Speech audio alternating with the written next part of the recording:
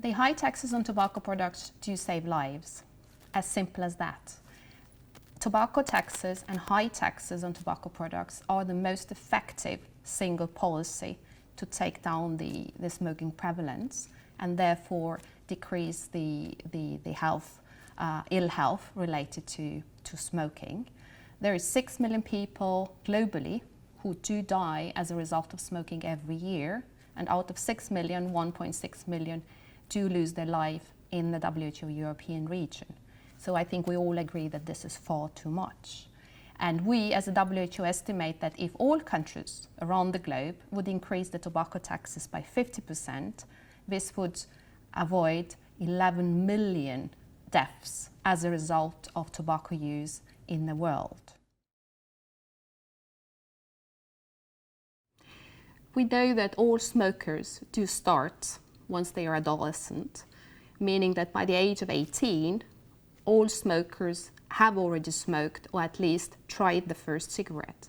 So everything we can do to avoid that young people take up smoking and become addicted, everything is really good, and especially taxation policies, because we all know from our young years that being young doesn't mean that we have a very high budget in our disposal. Therefore, the young people are particularly price sensitive, and therefore high prices due to high taxes on tobacco products make it more difficult for them to buy cigarettes and therefore starting to smoke. The evidence is available and ample from different countries of the European region of WHO that the high taxes and high prices on tobacco products actually do not decrease the revenues to the government, but rather increase the revenues and do so quite substantially. We have the examples from Baltic countries, Estonia, Latvia and Lithuania, from Turkey, from United Kingdom, from different countries, as I said. And here I would like to give an example from Ukraine, where Ukrainian government decided to raise taxes during 5 years' time 8 times, which led to the increase in tobacco prices 4 times.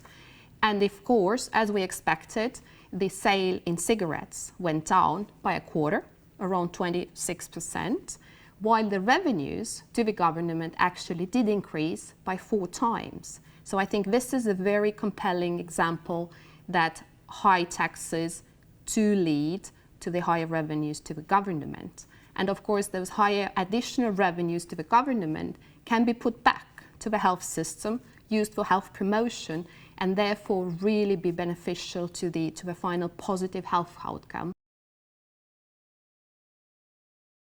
I think one of the classical arguments for tobacco industries is very successfully using, let's admit that, is that once you have high prices on tobacco products due to high taxes, this is a major incentive for smuggling and illicit trade in tobacco products. We know it's not true. We know it from different countries, at least that the extent of increase of smuggling and illicit trade is manifestly unfounded.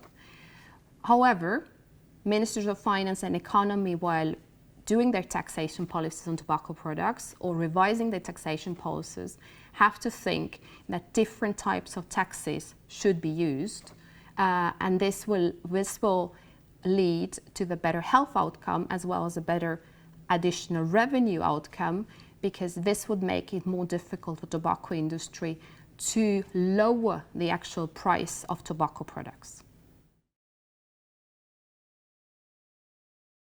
I'm happy to say that the European region of WHO is the world leader in terms of high taxes and high prices of tobacco products. Half of the European region countries are having a high taxes on tobacco products. WHO recommends that the tax should be at least 75% of retail price of any tobacco product. And as I said, half of the countries in the region have 75% or higher taxes. While saying that, still a lot remains to be done.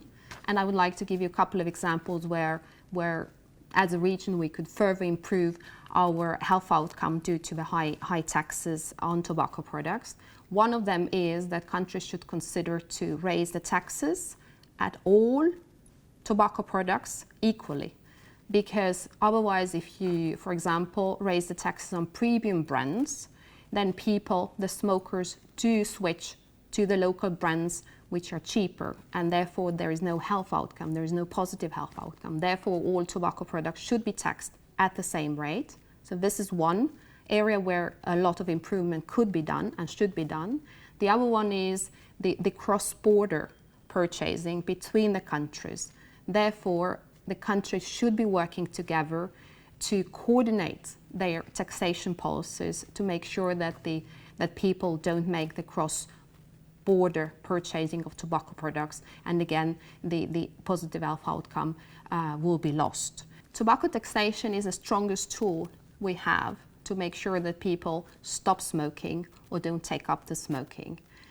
This is a tool which leads to a win-win situation, win-win for health and win-win for economies in terms of additional revenue to the government. So tobacco taxation is something we should use, and we would make a mistake if we wouldn't use it.